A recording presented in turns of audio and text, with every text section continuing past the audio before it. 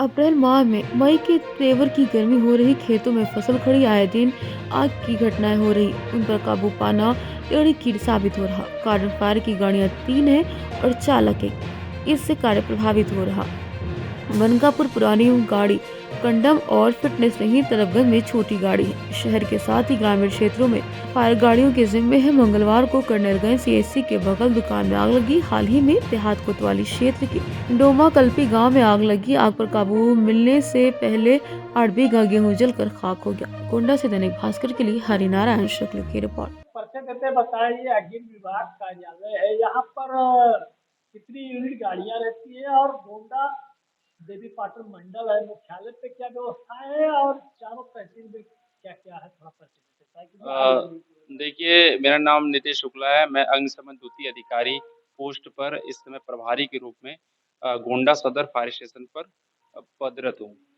और मैं आपको बताना चाहूँगा कि यहाँ पे 4 तहसील हैं और हमारे पास 2 फायर स्टेशन इस समय कार्यरत हैं। पहला गोंडा सदर और दूसरा मनकापुर स्टेशन है। और हमारे 2 स्टेशन और जो अस्थायी रूप से बनाए जाते हैं फायर सीजन में हर वर्ष, एक है तरफगंज यूनिट, एक है दूसरी करनैलगंज यूनिट। और इस समय हमारे पास जो गोंडा सदर में एक बड़ी गाड़ी है जिसकी क्षमता 5-6 लीटर है और 2 छोटी गाड़ी हाई प्रेशर है जिसकी क्षमता 400 लीटर है। और हमारे यहाँ करनैलगंज में 8000 क्षमता की एक गाड़ी बड़ी गाड़ी है और तरफगंज क्षेत्र में एक हमारे बोलेरो कैंपर है जिसमें पोर्टेबल पंप होता है जिससे हम पानी के सोर्स का उपयोग करके आग को नियंत्रित करते हैं। और मनकापुर में हमारे पास 2 गाड़ियाँ हैं जिसमें एक गाड़ी नई गाड़ी है और अच्छे कंडीशन में है और एक काफ़ी पुरानी गाड़ी है तो उसमें थोड़ी समस्या आती रहती है जिस पे ज़्यादा भरोसा नहीं किया जा सकता अभी। क्या तो सुना वो गाड़ी फिटनेस नहीं है, वैसे ही खड़ी है। उसमें समस्या ये है कि गाड़ी काफ़ी पुरानी है जिसको आरटीओ से जो फ़िटनेस लेना होता है, वो उसमें कुछ समस्या आ रही है तो इसके लिए उच्च अधिकारियों से बात भी हुई है और हम लोग उसका दिशा निर्देश जो प्राप्त होगा उस पे अमल करेंगे। कि कितने आपके यहाँ संख्या में स्टाफ है और क्या ड्राइवर है इतनी गाड़ी में? यहाँ पे जैसे अभी इस समय वर्तमान समय में गोंडा सदर की बात किया जाए, तो यहाँ पे एक बड़ी गाड़ी है और 2 छोटी गाड़ी है। तो ड्राइवर जो हमारे यहाँ पे सिंगल एक ड्राइवर हैं, कनौजिया जी हैं, जो बड़ी गाड़ी को हैंडल करते हैं। बाकी छोटी-मोटी आगों के लिए हमारे पास 400 लीटर की 2 बोलेरो कैंपर है, जिसके लिए कोई ड्राइवर अपॉइंट नहीं है। तो इसी में से फायरमैन में से किसी एक-दूसरे से सहायता लेके इसको चलवाया जाता है तथा जो छोटी-मोटी आग होती है, उसको कंट्रोल किया जाता है। आज भी कहीं कोई आग लगी है? जी, अभी तो यहाँ की सूचना नहीं है कोई आग। ये सब कहाँ आग लगी है? इस समय डोमा कल्पी आपका कोतवाली देहात में पड़ता है, जहाँ पे आग लगी हुई है गेहूँ के खेत में और हमारी गाड़ी मौके पे वहाँ पे गई हुई है और आग को नियंत्रित कर रही है। जी, मैं बताना चाहूँगा कि इस समय वातावरण में टेम्परेचर काफ़ी बढ़ा हुआ है, सबको पता है और सब लोग महसूस भी कर रहे हैं।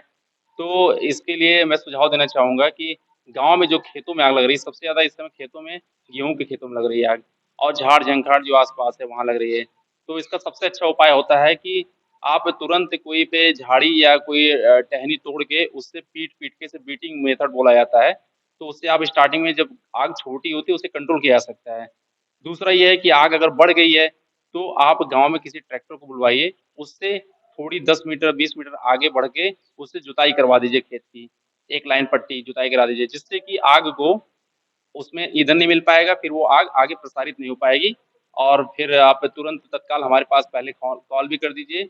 हमारा 112 पे आप कॉल कर सकते हैं, संपर्क करने के कई माध्यम हैं आपके पास, तो हमारी गाड़ी यहाँ से चली जाएगी, बाकी आप स्टार्टिंग में आपको कंट्रोल करना होगा। हाँ, ये भी एक बड़ी समस्या देखने को मिल रही है। इस समय शॉर्ट सर्किट की आग लगने की काफ़ी बड़ी-बड़ी केसेज़ हुए हैं। अभी आप 3 दिन पहले की घटना है, यहाँ पे लोहिया धर्मशाला है, जहाँ पे बताते हैं कि लगभग 50 लाख का नुकसान हुआ है। हमारी गाड़ी गई थी, 3-4 गाड़ियाँ, 3-4 टैंकर पानी वहाँ पे लगा, पूरा फर्नीचर का फैक्ट्री था जो जल के खाक हो गया है।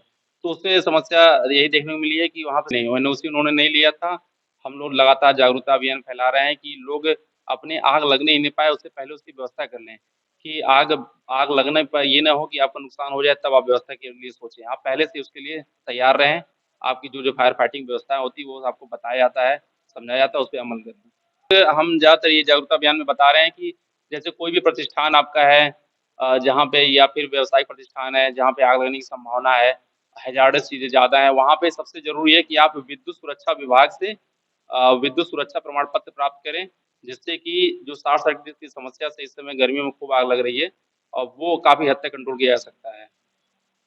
जी, इस समय काफ़ी सुनने को मिल रहा है कि ग्रामीण क्षेत्र में जो सिलेंडर यूज़ करते हैं, उसमें मानक के अनुसार उसका रेगुलेटर और पाइप यूज़ नहीं करते हैं और ज़्यादातर लोगों का जो रसोई रूम होता है, रसोई घर, वो होता है छप्पर में बना लेते हैं। लोग अपने खुद पक्के मकान में रहते हैं, लेकिन रसोई जो रूम होता है, उसे छप्पर में बना लेते हैं। तो लोगों से यही अनुरोध है कि कृपया कभी भी जहाँ पे रसोई रूम हो, उसके ऊपर पक्का छत हो या पक्की टीन का हो, जिससे कि आग का कोई भी अगर गलती से भी वहाँ पे चिंगारी या कुछ ऐसी चीज़ें फैलती है, तो आग बढ़ने ना पाए, उसे वहीं रोका जा सके।